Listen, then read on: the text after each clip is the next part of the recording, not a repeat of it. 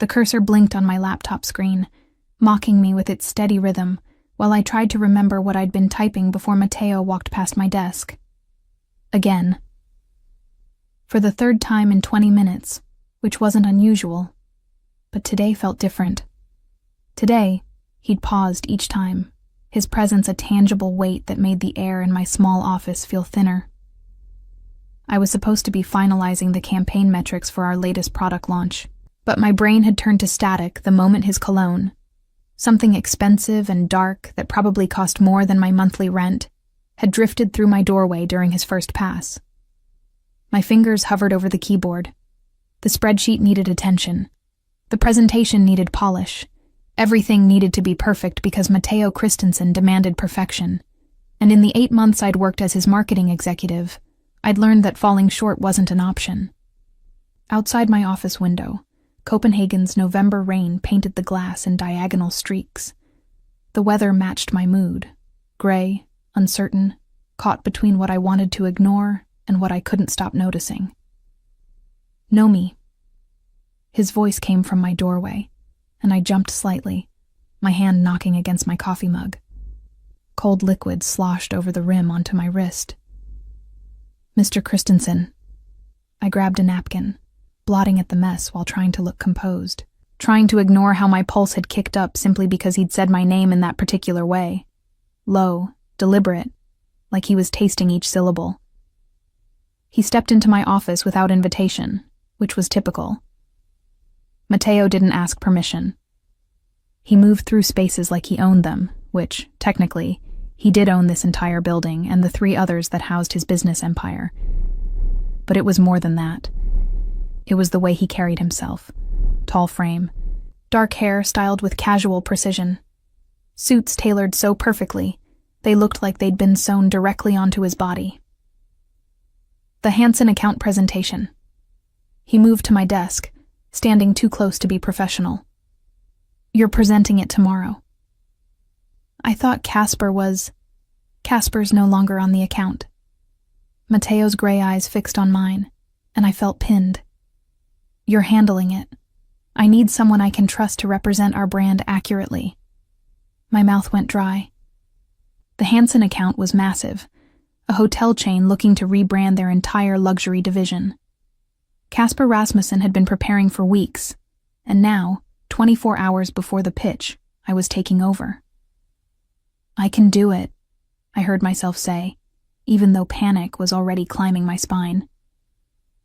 "I'll need access to Casper's files and—" "Already in your shared drive." He glanced at my computer screen, then back to me. "You'll work late tonight. I'll stay to answer any questions." It wasn't an offer. It was a statement of fact. "That's not necessary, Mr. Christensen. I'll be in my office." He turned to leave, then paused at my doorway. "And know me? Wear the navy suit tomorrow, the one with the fitted jacket." Heat crawled up my neck. He'd noticed what I wore. I thought I'd been careful to maintain professional distance, to treat him like any other employer despite the way my stomach flipped every time he looked at me with those intense gray eyes. After he left, I sat frozen for a full minute before forcing myself to open the shared drive. Casper's files were immaculate, detailed, exactly what I needed. But underneath the relief was a question I'd been avoiding for months. Why did Matteo pull me into projects at the last minute? Why did he find reasons to keep me late? Why did he care what suit I wore? I pushed the thoughts away and dove into the presentation. By 7 p.m., the office had emptied, except for Matteo and me. I could hear him occasionally on phone calls, his voice carrying through the walls in bursts of rapid Danish that I'd learned to recognize as business negotiations. Sometimes I caught Italian phrases mixed in, remnants of his mother's heritage that only emerged when he was particularly frustrated or focused. At 9, I finally stood to stretch, my back aching from hours hunched over spreadsheets. My office felt stuffy, the heating system too efficient for late-night work. I'd shed my cardigan hours ago, working in just my simple cream blouse and pencil skirt. I was reaching for my water bottle when Matteo appeared in my doorway again. This time, his tie was loosened, his jacket discarded somewhere. The top button of his shirt was undone, and I caught a glimpse of his collarbone before forcing my gaze back to his face. "How's it going?" He stepped inside, and I became hyper-aware of how empty the building was, how alone we were. "Good. I think I have the main points structured. I just need to refine the closing pitch." He moved around my desk to look at my screen, standing beside me. Too close. I could feel the warmth radiating from him, could smell that cologne again mixed with something earthier, his own scent underneath. This section. He leaned forward, pointing at my screen. His arm brushed against mine, and electricity shot through me. "You're being too cautious. Hansen wants bold. They want transformation." His finger traced along the text, and I found myself watching his hand. Strong, capable, with a signet ring on his right pinky that I'd learned was a family heirloom. There was a small scar across his knuckles that I'd spent more time than I should wondering about. "Rewrite this paragraph." He straightened, but didn't step back. "Show them we're not just updating their image, we're revolutionizing their market position." I nodded, not trusting my voice. He was so close I could count his eyelashes if I was bold enough to look up. "You're nervous." It wasn't a question. "It's a big account." "That's not why you're nervous." His voice dropped lower. "You're nervous because I'm standing too close to you." My breath caught. "Mr. Christensen, Matteo." He didn't move away. "When it's just us, call me Matteo." "That wouldn't be appropriate." "Appropriate." He tested the word like it was foreign. "You've worked for me for 8 months, Nomi. You've never called me by my first name. Never even slipped once. Because slipping meant acknowledging something I couldn't afford to acknowledge. That somewhere between the demanding deadlines and his intense scrutiny, I'd developed feelings that went far beyond professional respect. "I should finish this." I gestured vaguely at my computer. "The presentation can wait 5 minutes." He reached past me, closing my laptop with deliberate slowness. "I need to ask you something, and I need you to answer honestly." My heart hammered against my ribs. "What?" "Why did you block Mads Larsen on social media last week?" The question hit me like cold water. How did he know about that? Mads was my ex-boyfriend from university. And yes, I'd finally blocked him after 2 years of intermittent checking-in messages that made me uncomfortable. But how did Matteo... "I monitor potential security threats to my employees." His voice was carefully neutral, but something flickered in his eyes. "When someone repeatedly contacts one of my executives after being asked to stop, I notice. He's not a threat. He's just persistent." I tried to step back, but my chair blocked me. "It's personal. It doesn't affect my work." "Everything about you affects your work." The intensity in his voice made me look up, and I immediately regretted it. His gaze was dark, focused, like I was a problem he was trying to solve. "You've been distracted. More than usual." "More than usual?"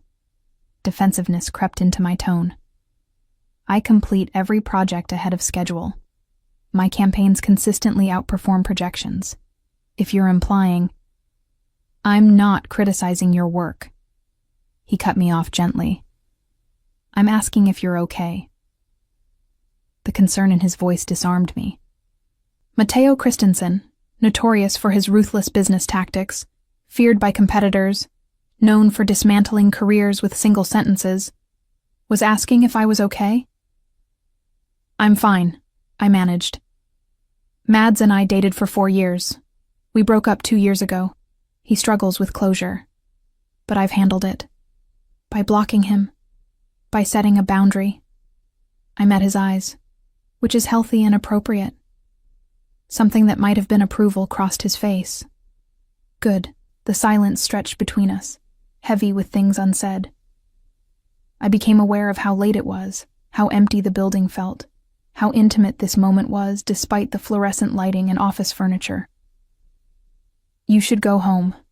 Matteo said finally, but he didn't move. It's late. You're still here. I'm always here. A hint of weariness touched his voice. The company doesn't sleep. I don't get that luxury. For the first time, I noticed the shadows under his eyes, the slight tension in his jaw. Matteo projected invincibility, but standing this close, I could see the cracks in the armor. The presentation will be perfect, I said softly. Thank you for trusting me with it. He studied me for a long moment. I trust very few people, Nomi. You're one of them. Then he stepped back, grabbed his jacket from where he'd apparently draped it over my spare chair, and left without another word. I stood there for several minutes after he'd gone, trying to steady my breathing, trying to convince myself that the conversation had been normal, professional, nothing to dissect. But my hands were shaking as I packed up my laptop. I took the train home to my small apartment in Nuremberg, the presentation files loaded on my tablet for final review. The November cold bit through my coat as I walked from the station, and I found myself thinking about Matteo's office. Always perfectly climate-controlled, always comfortable. My apartment was dark when I entered. My roommate Sophie was visiting family in Aalborg, so I had the space to myself. I should have felt relieved. Instead, the emptiness felt oppressive. I changed into comfortable clothes, made chamomile tea, and settled onto my worn couch with my tablet. But before opening the presentation files, I made a mistake. I opened Instagram. My latest post was from last weekend, a photo Sophie had taken of me at a cafe, laughing at something off camera. I looked happy in it, relaxed in a way I rarely felt at work. The cream sweater I wore brought out the warmth in my brown eyes, and for once, my perpetually anxious expression had smoothed into something almost peaceful. The post had the usual likes and comments from friends, but one comment, posted 3 hours ago, made my stomach drop. Schmads Larson. I miss you. We should talk. I stared at the words, feeling the familiar mixture of guilt and irritation. Mads had been my first serious relationship, and ending things had been painful for both of us. But I'd been clear. We wanted different things. He wanted security and routine. I wanted growth, even if growth meant uncertainty. Blocking him last week had felt empowering.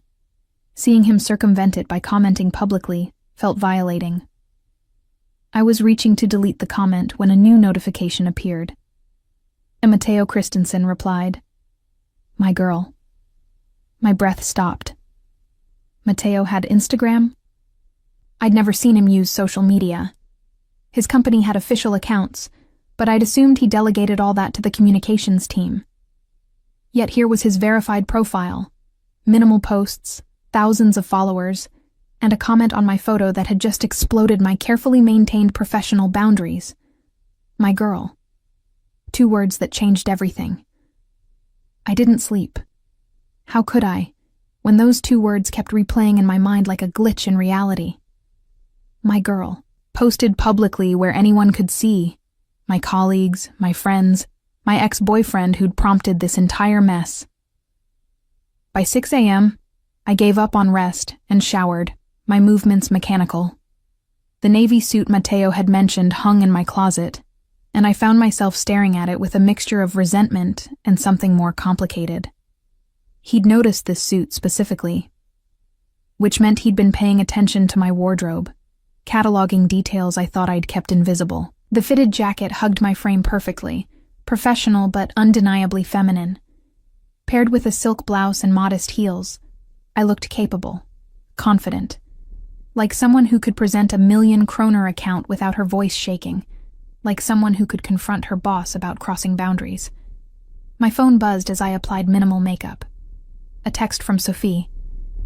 Matteo Christensen called you his girl? What is happening? I ignored it. I'd deal with Sophie's interrogation later. The office building looked different in early morning light, all glass and steel, imposing. Matteo's empire made tangible. I'd been so focused on surviving each day that I'd never really considered what it meant to work for a man like him. What power he wielded, not just in business, but in the shadowy spaces where business intersected with things people didn't discuss openly. I'd heard whispers, rumors about his family's connections, about deals made in smoke-filled rooms, about competitors who'd suddenly decided to relocate. Nothing concrete. Nothing I could point to and say, this is proof. But the whispers existed, carried on the same wind that brought his reputation for ruthlessness. And now he'd claimed me publicly. I arrived at 7:30 to find the office already humming with activity. My colleagues glanced at me as I passed, their expressions ranging from curious to envious to concerned. Apparently, everyone had seen the Instagram comment. Nikolai Peterson, Mateo's right hand, stopped me outside my office. He was a mountain of a man with kind eyes that seemed incongruous with his intimidating build. Know me.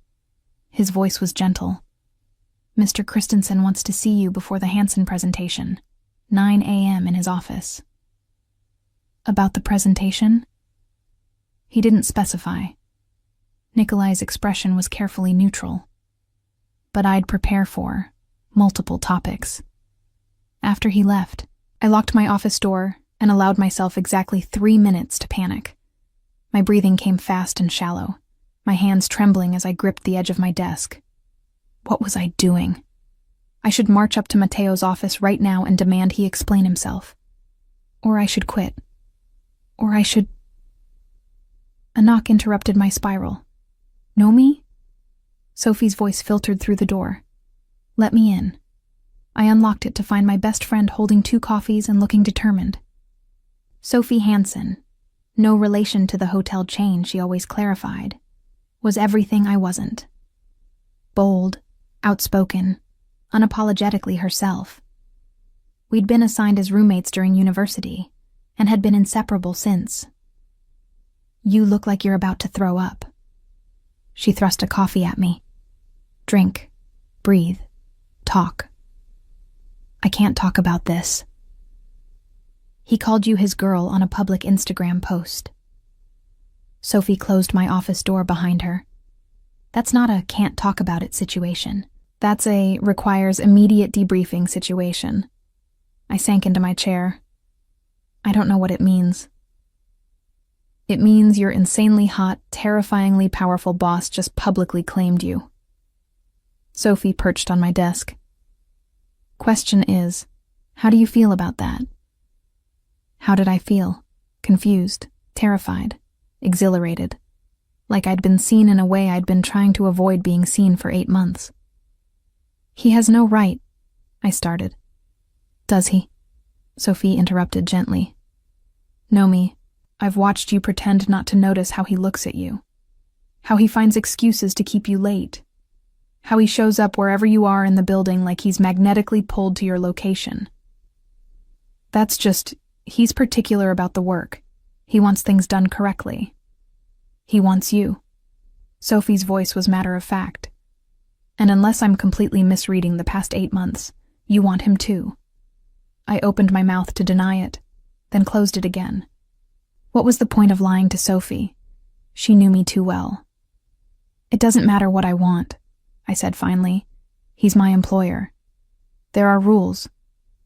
Mateo Christensen doesn't follow other people's rules. Sophie stood, squeezing my shoulder. Question is, do you have the courage to stop hiding behind yours?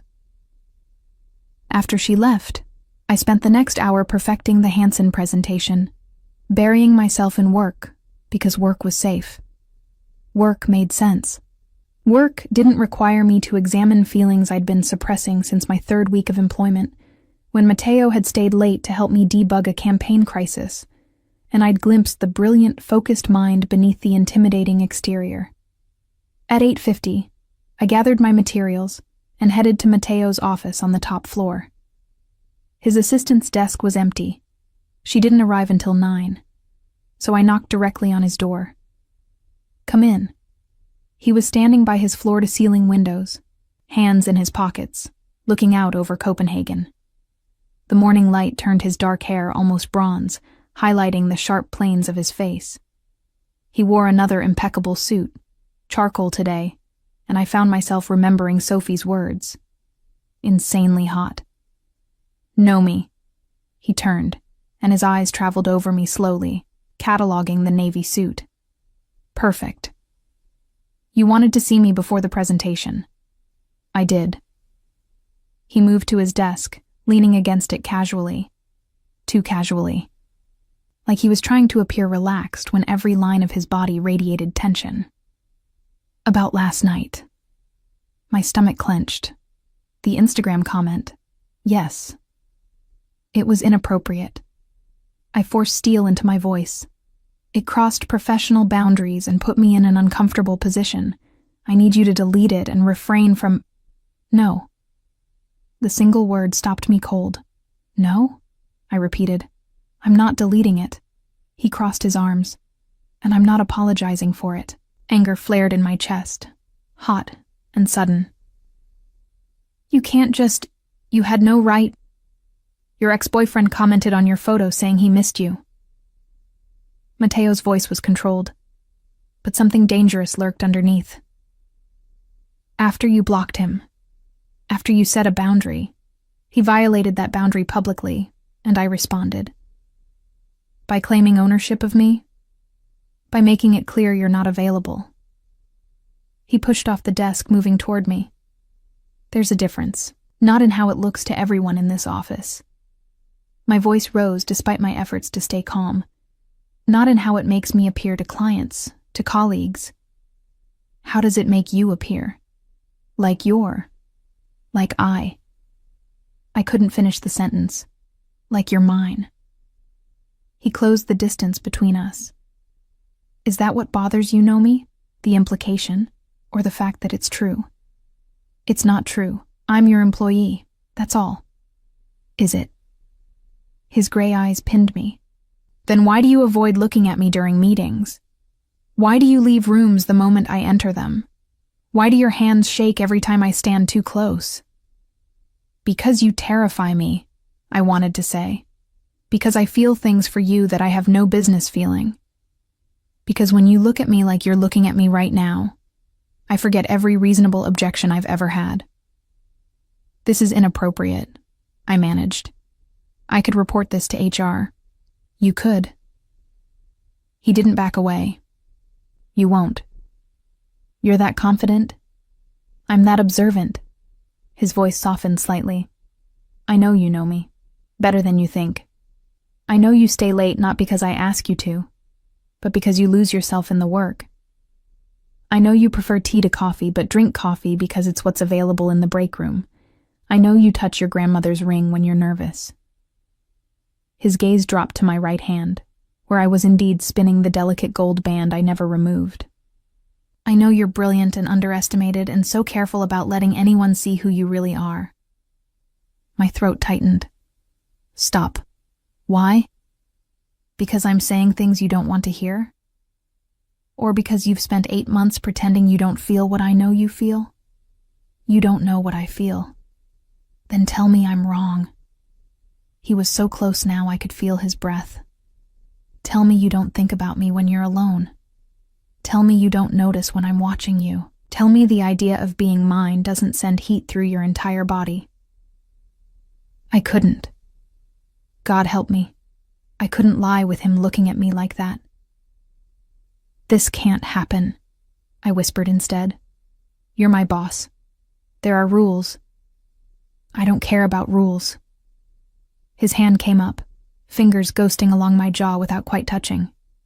I care about you. The admission hung between us, heavy with implications. My mind raced through objections, the power dynamic, the professional consequences, the complications. But my body had already made its decision, swaying toward him like a compass finding north. Mateo. His name felt strange on my tongue, intimate. I can't lose this job. I can't afford... You'll never lose this job. His voice was fierce. Not while I'm breathing. But I need to know. Is it just the job you're afraid of losing? Or is it something else? What else? My carefully constructed walls. My safety and emotional distance. The person I'd convinced myself I needed to be. Professional, untouchable, safe. Before I could answer, his phone buzzed. He glanced at it, frustration flickering across his face. The Hansen team is early. They're in the conference room. He stepped back, and I felt the absence of his proximity like a physical loss. We'll finish this conversation later. Matteo, later, Nomi. His voice carried a promise and a warning. After you dazzle them with your presentation. The Hansen pitch went flawlessly. I presented with a confidence I didn't entirely feel, channeling nerves into energy. The hotel executives nodded approvingly. Matteo sat at the head of the conference table, his expression neutral, but I felt his attention on me throughout. Tracking my movements, noting when I improvised, silently supporting. When I finished, Mr. Hansen himself stood to shake my hand. Brilliant work, Ms. Thompson. Exactly the fresh perspective we needed. After they left, my colleagues congratulated me. Casper Rasmussen, the executive I'd replaced on the account, approached with a tight smile. Nice presentation, he said, though his eyes were cold. Mr. Christensen clearly has faith in you. The implication was clear, and now everyone knew why. I retreated to my office, exhaustion crashing over me. My phone showed 17 unread messages, Sophie demanding updates, my mother asking about dinner this weekend, and several texts from numbers I didn't recognize. Colleagues gossiping, probably. And one text from Matteo, sent during the presentation. You were perfect. My office, 6 p.m. I stared at it for a long time, trying to decide if I had the courage to show up. I did show up, of course. Because despite every reasonable objection, every professional boundary I should have maintained, I needed answers. And maybe I needed to stop hiding from what I'd been feeling since my second month of employment, when Matteo had defended my campaign strategy in a board meeting with such fierce conviction that I'd realized he actually listened to me, saw me, valued my ideas in ways my previous employers never had. His office was dark when I entered at 6 p.m., lit only by the amber glow of desk lamps. Matteo stood by the windows again, Copenhagen's evening skyline glittering behind him. He'd shed his jacket, his white shirt rolled to the elbows, revealing corded forearms. The vulnerability of the gesture struck me. This small concession to comfort from a man who usually presented flawless control. Close the door, he said without turning. I did, my heart hammering. The Hansen account loved you. He faced me then, and something in his expression made my breath catch. Pride? Possessiveness? They specifically requested you for all future projects. That's good for the company. It's good for you. He moved toward his desk, pouring 2 glasses of whiskey from a crystal decanter. You deserve recognition for your work. He offered me 1 glass. I took it, our fingers brushing. Electricity shot through me at the contact, and from the way his jaw tightened, he'd felt it too. I didn't come here to discuss the Hansen account, I said, forcing steadiness into my voice. I know. He took a deliberate sip, his eyes never leaving mine. You came for answers. You said we'd finish our conversation, the one about... I gestured vaguely. About why you think you have the right to call me yours. Not think, no. He set down his glass. And before you object again, let me show you something. He moved to his desk, opening a locked drawer. From it, he pulled a file folder. My name was printed on the tab. When I hired you 8 months ago, he began, it was because your portfolio was exceptional. Your campaigns for that struggling bookshop chain in Odense, you didn't just increase their visibility, you gave them an identity, made people care about something they'd ignored for years. I remembered that project. It had been a labor of love, working with a family-owned business that was being crushed by corporate competitors. I'd crafted a campaign around the owner's story, their passion for literature, their role as community gathering space. It had felt personal in ways most marketing never did. I didn't expect to care about you beyond your professional value. Matteo continued, opening the file. But then you started working for me, and I noticed things. He pulled out a paper, a performance review for my 3-month evaluation. My scores were exceptional, but there were handwritten notes in the margins. Matteo's handwriting. Stays late even when not required. Genuinely cares about project outcomes beyond metrics. Defensive about creative choices. Good. Means she has conviction. Avoided eye contact during review. Interesting. My face heated. You've been documenting me? Observing. He pulled out more papers. 4 months in, you launched the Rasmussen jewelry campaign. You remember? I nodded. It had been my first major solo project for his company. You stayed until midnight 3 days in a row perfecting the visuals. Nikolai reported finding you asleep at your desk on day 2.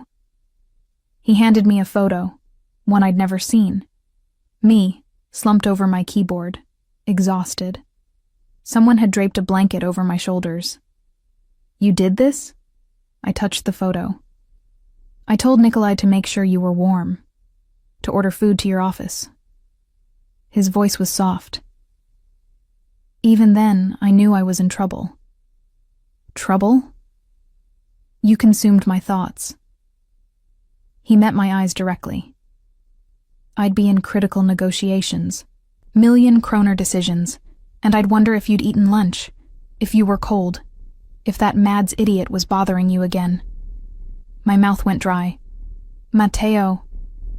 6 months in, I realized what was happening. He closed the folder. I was falling in love with my employee, with a woman so carefully professional that I had no idea if she felt anything for me beyond polite respect. The word love echoed through the office, impossible and real. You can't love me, I whispered. You barely know me. I know you. His intensity was overwhelming. I know you take your tea with honey and lemon. I know you walk to work even in rain because you like the time to think. I know you call your mother every Sunday evening at 7. I know you champion underdogs in every campaign because you identify with them. I know your smile is rare and genuine and worth every effort to earn. He moved closer. I know you're terrified of being vulnerable, of letting anyone see the parts of you that aren't carefully curated professional perfection. Tears burned behind my eyes. Stop. Why? Because I'm right. Because it doesn't matter. The words burst out, raw and desperate. Even if what you're saying is true, it doesn't change the reality. You're my employer. This is impossible. Why is it impossible? Because you hold all the power. I set down the whiskey glass before I dropped it. Because if this goes wrong, I lose everything and you lose nothing. Because everyone in this office already thinks I'm sleeping with you for advancement, and actually doing it would just confirm, then quit. I stared at him. What? Quit? His voice was calm, certain. If the employer-employee dynamic is the problem, remove it. I'll write you a recommendation that will get you hired anywhere in Copenhagen. Any company would be lucky to have you. You're insane. I'm in love with you. He said it like it was simple fact. And I'm offering you a way to remove the obstacle you keep hiding behind. I can't just quit. I have rent, student loans. I'll cover your expenses until you find something else. He waved off my objection before I could voice it.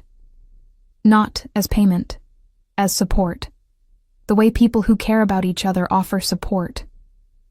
My mind reeled. You're serious. Completely. He closed the final distance between us. I want you, Nomi. Not as my employee. Not as some conquest. I want you as my partner. as someone I come home to, as someone who challenges me and trusts me and lets me see all the parts of her she hides from everyone else. You don't want me. I shook my head, panic rising. You want some idealized version you've constructed. You don't know about my anxiety, my insecurities. You don't know that I cry during stupid commercials, or that I'm terrified of being abandoned, or that I... Show me. He cupped my face gently, his thumbs brushing my cheekbones. Show me all of it. The anxiety, the fear, the parts you think are too much. Let me prove I want those parts too. And suddenly I was crying, really crying, in my boss's office, 8 months of suppressed feelings spilling over.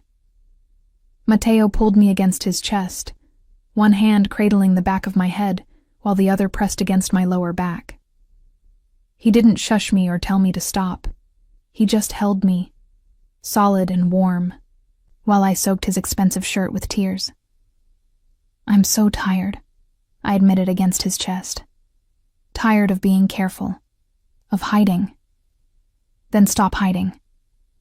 His voice rumbled through me. At least with me. You're safe here, Nomi. I promise you that. I pulled back to look at him, and what I saw in his face stole my breath. Tenderness, certainty, and underneath it all, vulnerability that matched my own. If I say yes to this, I said carefully, I need things from you too. Name them. Honesty. Complete honesty about who you are and what you do. Something flickered in his expression. Nomi? I've heard the whispers, Mateo, about your family connections, about business deals that happen in shadows. If we're doing this, I need to know what I'm stepping into. He was quiet for a long moment. Then he nodded slowly. My family has. Complicated history. My grandfather built this empire through methods that weren't always legal. My father tried to legitimize everything, and I've continued that work. But yes, there are still shadows, still connections to people who operate in gray areas. His jaw tightened. I've worked hard to separate my business from that world, but it's there. It follows me. Is there danger? Not to you. Never to you. The fierceness in his voice was absolute. Anyone who touched you would face consequences they couldn't imagine. It should have scared me. Instead, I felt strangely protected. I need independence, I continued. Room to make my own choices. I can't be someone's possession. You're not a possession. He traced my jawline gently. You're a partner, equal in all ways that matter. I need time. To think about quitting, about us. This is moving too fast. Take all the time you need. He kissed my forehead, the gesture so tender it made my chest ache. But Nomi, I'm not going anywhere, whether you're my employee or not, whether this takes weeks or months to figure out. I'm here, waiting for you to be ready. We stood there in his office, holding each other as Copenhagen's lights glimmered outside. And for the first time in 8 months, I let myself admit the truth. I was falling for Matteo Christensen, and maybe, just maybe, that was okay. I didn't quit immediately. Not because I doubted Matteo's sincerity, but because I needed to prove something to myself. That I could navigate this situation without losing my professional identity. That choosing him didn't mean erasing me. The week after our conversation in his office, something shifted in how we moved around each other. At work, we maintained professional distance, but the awareness crackled between us constantly, a live wire neither of us could quite ignore. Matteo found small ways to show he meant his promises. When Casper made a snide comment about my Hansen account success in a meeting, Matteo's response was swift and brutal, reassigning Casper to grunt work projects until his attitude improved. When I stayed late on a particularly demanding campaign, food appeared at my desk. Always my favorites, always with a note in Matteo's handwriting. You need to eat. M. Don't skip dinner again. M. Stop working and go home. The campaign can wait until morning. M. I saved every note. The Thursday after our talk, Mateo asked me to dinner, not as employer and employee, as two people figuring out what they meant to each other. There's a place in Nihon, he said, standing in my office doorway with unusual hesitancy. Small, quiet, good food. Will you come with me? I should have said no. Should have maintained distance until I'd decided about quitting, about us. But when I looked at him, really looked at this powerful man who was offering me choice, patience, honesty, I found myself nodding. Yes, but I drive myself there and back. A small smile touched his lips. Independent to the core. 7 p.m.? That evening, I spent an embarrassing amount of time choosing my outfit. Not the professional armor I wore to work, but a soft emerald dress that Sophie had convinced me to buy months ago. I left my hair down instead of pulled back in its usual twist. Applied makeup with a less careful hand, letting myself look softer. Less guarded. The restaurant was exactly as promised. Intimate, elegant, tucked away where tourists rarely ventured. Mateo waited at a corner table, and when he saw me, something raw crossed his face. Know me. He stood, pulling out my chair. You look different? Like yourself. His hand brushed my shoulder as I sat. Like the woman you are when you're not hiding behind professional distance. The evening unfolded like something from a dream. We talked about everything except work.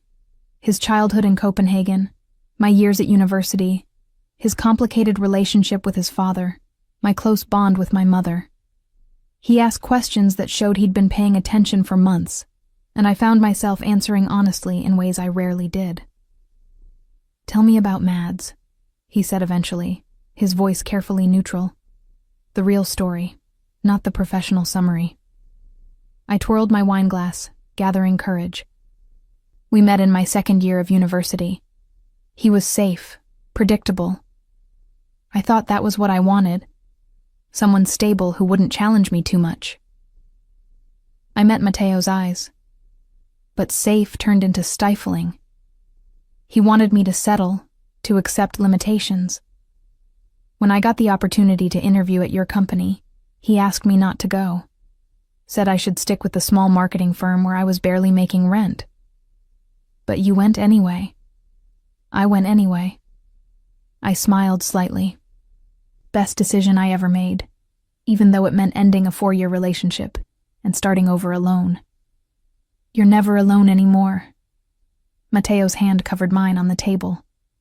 Not while I'm here. After dinner, he walked me to my car, his hand at the small of my back. The November air was sharp, but I barely felt it. When we reached my car, he opened the door for me, then hesitated. Can I kiss you? The question was soft, requesting permission rather than assuming it. My heart raced. Yes. He cupped my face with both hands, studying me for a long moment. Then his lips met mine, gentle, questioning. Nothing rushed or demanding. Just Mateo, asking me to let him in. I responded tentatively at first, then with growing confidence. My hands found his chest, feeling his heart hammer under my palms. The kiss deepened, and I tasted wine and promise and the beginning of something I'd been denying for too long. When we broke apart, both breathing hard, Mateo rested his forehead against mine. I've wanted to do that for 8 months, he admitted. Only 8 months? 6.5 months to be precise. It was the day you presented the Aalborg tourism campaign and got so passionate about preserving local culture that you barely noticed you were arguing with the CEO. He smiled. You were magnificent. I wanted to kiss you right there in the conference room. That would have been inappropriate. Most of what I feel for you is inappropriate. His thumbs traced my cheekbones. But I'm done pretending otherwise. The next week, Mateo's protection became more visible. When a client made an inappropriate comment about my appearance, Matteo had him removed from the building within minutes. When someone leaked office gossip suggesting I'd slept my way to the Hansen account, Matteo launched an internal investigation that ended with 2 firings. "You can't fire everyone who says something about us," I told him after the second incident. "I can and will." His voice was steel. "You deserve respect. Anyone who can't provide that doesn't belong in my company." His intensity should have frightened me. Instead, I found it oddly freeing. For years, I'd absorbed disrespect with professional smiles, told myself to rise above it. Having someone willing to fight for me felt revolutionary. But with protection came possessiveness. Matteo started finding reasons to interrupt when male colleagues spoke to me. He'd appear at my office door during lunch if I mentioned eating with coworkers. He tracked my movements through the building with a focus that bordered on obsessive. 2 weeks after our first dinner, I confronted him about it. "You need to stop hovering," I said, standing in his office after everyone else had left.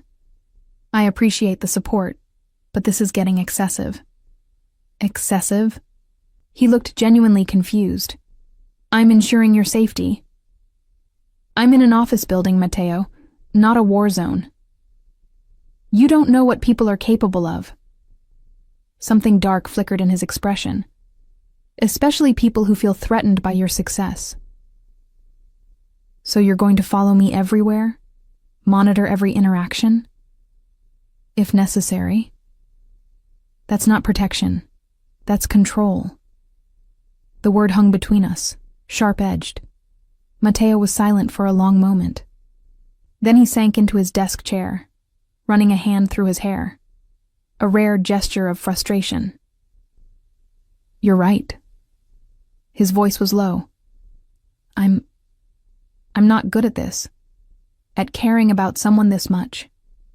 It makes me want to wrap you in protection until nothing can touch you." I moved around his desk, turning his chair so he faced me. "I don't need wrapping. I need partnership. Trust that I can handle myself."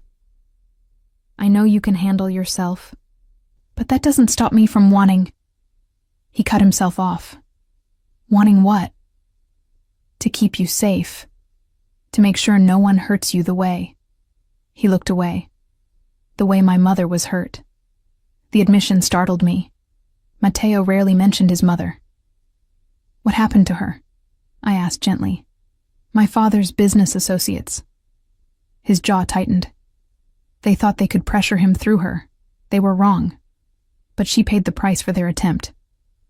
"Matteo, she survived. But she was never the same. Never felt safe again." He met my eyes.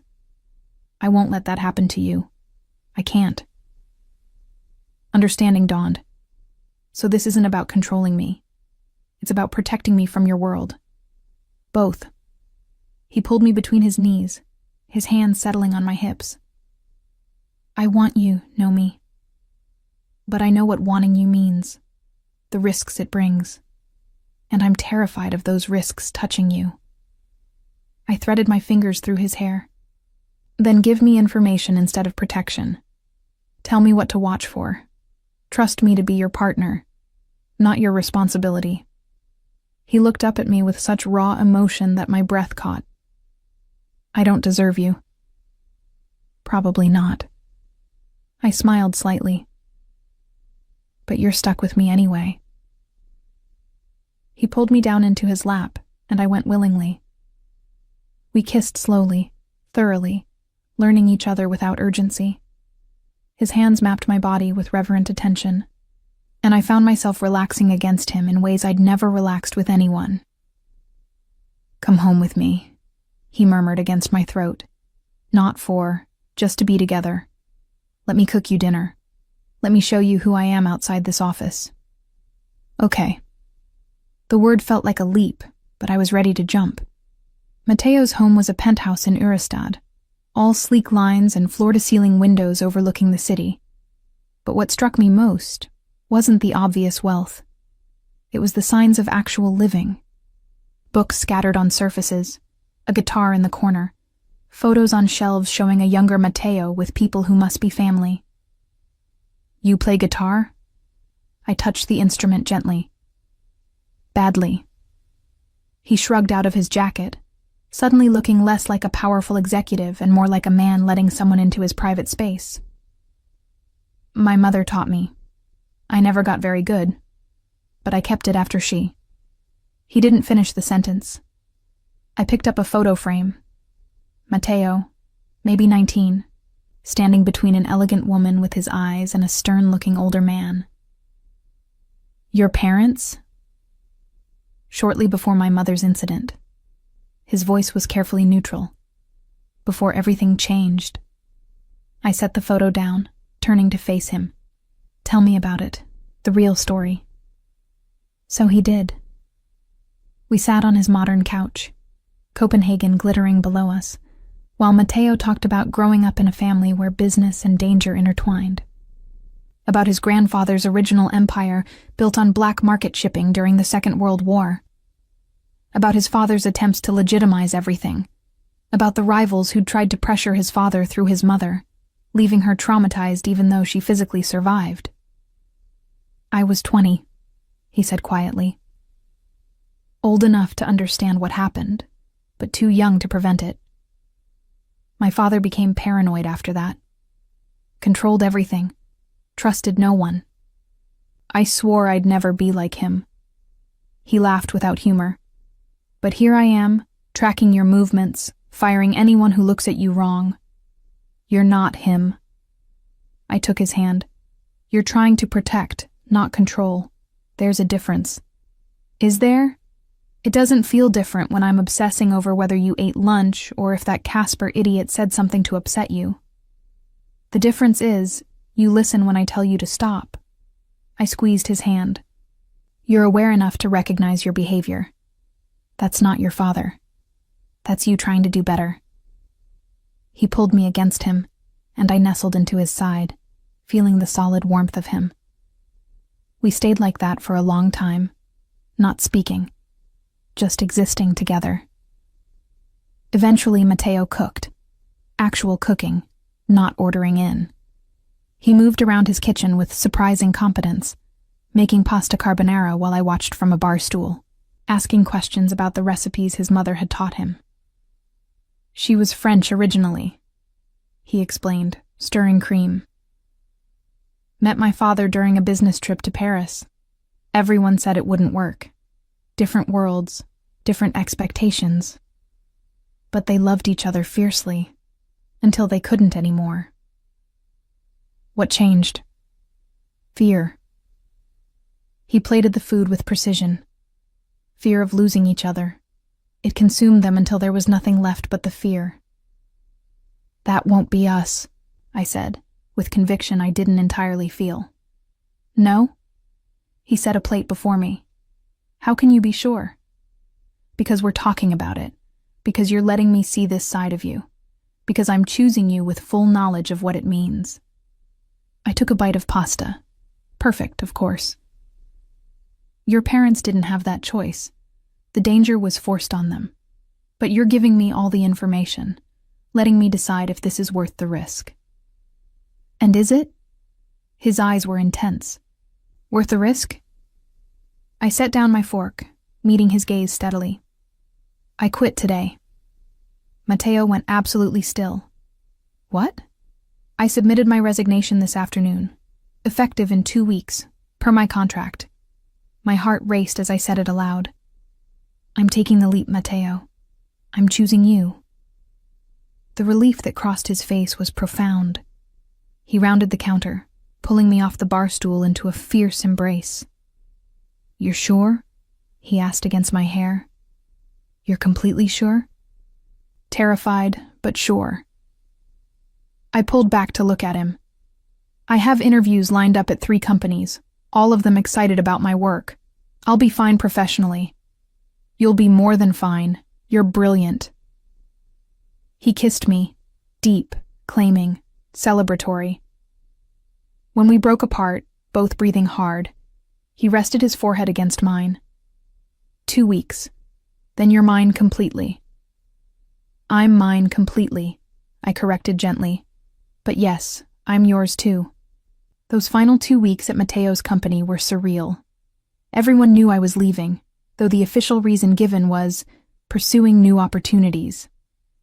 The knowing looks and whispered conversations followed me through hallways. But Mateo had been right. Having made the decision lifted something heavy from my chest. He continued to maintain professional distance at work.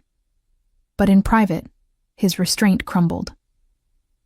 We spent every evening together, sometimes at his penthouse, sometimes at my modest apartment that he found charming despite its worn furniture. He met Sophie, who interrogated him thoroughly before giving her approval. He had dinner with my mother, charming her within minutes with his genuine interest in her garden designs. "He's intense," my mother observed later. "But he looks at you like you're his entire world. Don't take that lightly, Nomi." I couldn't. Because the more time I spent with Mateo, the more I understood the depth of what he was offering. Not just wealth or protection, but genuine partnership with a man who saw me, really saw me, in ways I'd never been seen before. My last day of work arrived with unexpected emotion. My colleagues threw me a small party, and even Casper managed a grudging farewell. But the moment that mattered came at 5 p.m., when I cleaned out my office for the final time. Mateo appeared in my doorway, leaning against the frame with his arms crossed. "All done?" "All done." I looked around the space that had been mine for 8 months, where I'd grown professionally, where I'd fallen for an impossible man. It's strange. Leaving. Necessary, though. He moved into the office, closing the door behind him. Because starting tomorrow, I want to be able to do this. He kissed me, slow, deep, thorough. The kind of kiss we'd been denying ourselves within these walls for weeks. When we broke apart, I was dizzy. "Tomorrow," I confirmed. "No more boss, no more employee, just us." "Just us," he agreed. "Though I should warn you, now that there are no professional boundaries, I plan to be insufferably attentive." I can handle insufferable. Can you handle me telling you I love you? The question was soft, vulnerable. Because I do know me. I love you, have loved you for months, and I need you to know that before we move forward. Tears burned behind my eyes. I love you too, even though you're intense and overprotective and slightly insane. Only slightly? He smiled against my lips. I must be slipping. That night, we made love for the first time in his penthouse, Copenhagen's lights spreading below us like fallen stars. Mateo was reverent, patient, checking in constantly to ensure I was comfortable. The vulnerability of being completely seen, physically, emotionally, should have terrified me. Instead, I felt safe, cherished, home. Afterward, tangled in his sheets with his arm heavy around my waist, I traced patterns on his chest. "What happens now?" I asked. "With us? Now?" He captured my wandering hand, kissing my fingers. "Now I court you properly, take you on dates, show you off to everyone who matters, prove every day that choosing me was the right decision. You don't have to prove anything. I want to." He pulled me closer. "You took a risk on me, Nomi. I won't take that lightly." In the months that followed, Mateo kept that promise. We navigated the transition from employer-employee to partners with surprising ease. He supported my job search enthusiastically, celebrating when I accepted a position at a prestigious agency that valued my skills. He gave me space when I needed it, and was there when I wanted him close. But he also showed me his world, the complicated dance of legitimate business and shadow connections. He introduced me to people whose names appeared in newspapers, whose handshakes carried weight, and slowly, carefully, I built my own network within that world. Not as Mateo's girlfriend, but as Nomi Thompson, marketing executive with her own reputation. 6 months after leaving his company, Mateo took me back to the restaurant in Nyhavn, where we'd had our first real date. Over dessert, he handed me a small box. Inside was a key. "To the penthouse," he explained. "I want you to move in, not because I'm trying to control you or keep you close, but because coming home to you is the best part of my day, and I'm greedy for more of those moments." I studied the key, feeling the weight of what he was offering. "I keep my apartment, for now, just in case." "In case of what?" "In case you get tired of my organizational obsession or my need to work late, or my tendency to cry during commercials." "Not possible." He took my hand. "But keep the apartment if it makes you feel secure. I just want you to know you have a home with me, whenever you're ready." I moved in 2 weeks later, my organizational obsession immediately transforming his minimalist penthouse into something lived in and warm. Mateo loved every change, from my books on his shelves to my tea collection taking over his kitchen. And when we curled up together at night, Copenhagen glowing below us, I felt something I'd rarely felt in my careful, controlled life, free, seen, loved exactly as I was. The Instagram post came on a Tuesday morning, exactly 9 months after Mateo's original "my girl" comment that had started everything. I was getting ready for work. My new job at the prestigious agency was demanding but fulfilling when my phone exploded with notifications. 50, then 100, then more than I could count. Sophie called immediately. "Have you seen it?" "Seen what?" "Mateo's Instagram. Check. Now." I opened the app with trembling hands. Mateo had posted a photo, us at dinner last weekend, his arm around me, both of us laughing at something off camera. I looked happy in a way I'd never seen myself look before, unguarded, in love. The caption made my breath stop. 9 months ago, I claimed this woman as mine. Today, I'm asking her to make it official. "Nomi Thompson, will you marry me?" My phone immediately rang. Mateo's number. "Before you panic," he said when I answered, "look out your window." I crossed to the penthouse's floor-to-ceiling windows. Below in the courtyard, Mateo stood holding a sign large enough to read from 20 stories up. "I love you. Say yes." "You're insane," I managed, tears streaming down my face. "Is that a yes?" "You're supposed to ask in person, not announce it to the entire internet." I wanted everyone to know. No ambiguity, no room for doubt. You're mine, I'm yours, and I want the world to witness us choosing each other. His voice softened. "So I'll ask again properly. Come downstairs, Nomi. Let me do this right." I threw on clothes, not bothering with makeup, and took the elevator down with my heart in my throat. Mateo waited in the lobby, dressed for work, but holding a ring box that made everything real. When he saw me, tear-stained and disheveled, his face transformed into pure love. "You're beautiful," he said. "I'm a mess." "My mess." He took my hands, pulling me close. "Nomi Thompson, you walked into my company 9 months ago, and you've dismantled every wall I'd spent years building. You've shown me what partnership looks like, what trust means, what it feels like to be seen, truly seen, by someone who loves every complicated part of you." He sank to one knee, and I covered my mouth with shaking hands. "I don't deserve you, but I'm asking anyway. Will you marry me? Will you let me spend my life proving that choosing me was worth it?" "Yes." The word came out choked. "Yes, you impossible man. Yes." He slid the ring, a simple emerald surrounded by diamonds, onto my finger, then stood and pulled me into a kiss that felt like a promise. Around us, people in the lobby began applauding, but I barely heard them. "The Instagram post," I said when we broke apart. "Everyone's going to see. That's the point." He touched my face gently. "I want your ex-boyfriend to see. I want every person who ever underestimated you to see. I want the world to know that you're taken, treasured, and about to become my wife. Your wife. I tested the words.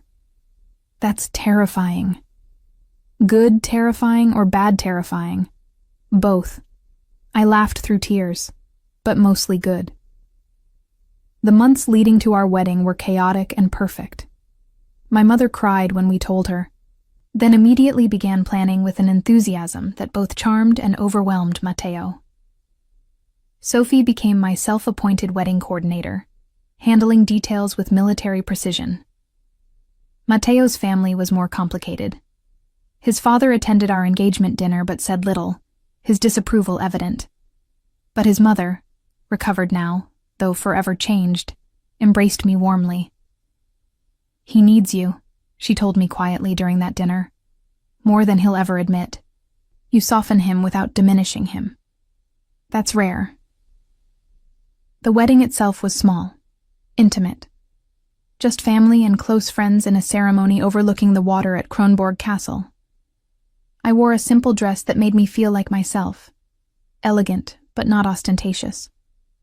Matteo wore a suit that made my breath catch and looked at me throughout the ceremony like I was his entire world. When we exchanged vows, I promised to call him out when his protectiveness became controlling, to push back against his intensity, to be his partner rather than his possession. He promised to trust me, to give me space, to remember that loving me meant letting me be fully myself. I promise, he said, his voice rough with emotion, to spend every day proving that you made the right choice, that loving me, with all my complications and shadows, was worth the risk. It was, I assured him. It is. It always will be. Our first year of marriage taught us how to navigate the balance between his protective instincts and my fierce independence. Matteo struggled when I took on a high-profile campaign that required travel. He worried when I insisted on keeping my own career rather than becoming simply Mrs. Christensen. But he also listened when I explained that I needed to be more than his wife, that my identity mattered. And slowly, I watched him transform. Not into someone different, but into a fuller version of himself. The man who'd been so controlled, so careful about showing vulnerability, learned to let me see his fears. The intensity that had once manifested as possessiveness became fierce support for my ambitions. You're changing me, he admitted one night as we lay tangled together. Good change or bad change? Terrifying change. He kissed my forehead. The kind where I can't imagine who I was before you. 2 years into our marriage, I became pregnant. Unexpected, unplanned, but undeniably wanted. Matteo's reaction was pure terror mixed with joy, immediately tripling security, obsessing over prenatal care, reading every book on fatherhood he could find. You're spiraling, I told him gently when I found him at 2 a.m. researching childhood development. I want to be ready. You can't prepare for everything. I took the book from his hands. But you can trust that we'll figure it out together. Our daughter was born on a spring morning, tiny and perfect and loud. Matteo held her with such reverent care that I cried watching them. He'd built an empire, commanded respect through fear and strategic brilliance. But this small human reduced him to awed vulnerability. She's ours, he whispered, touching her small hand. We made her. We made her, I agreed. Our little miracle. Watching Matteo become a father revealed new dimensions of the man I'd married. His intensity focused entirely on our daughter's well-being. His protectiveness, still present but now understood, extended to another person who deserved fierce defense. And his capacity for love, which he'd spent years believing was limited, expanded in ways that humbled us both. 5 years into our marriage, I stood in our penthouse looking out at Copenhagen. Our daughter played nearby with blocks, her dark hair, Matteo's hair, falling into her face. My career had flourished, my confidence grown. I'd built a life that was mine while also being ours. Mateo came home, immediately swept our daughter into his arms, then crossed to kiss me with familiar passion. "How was your day?" he asked. "Exhausting.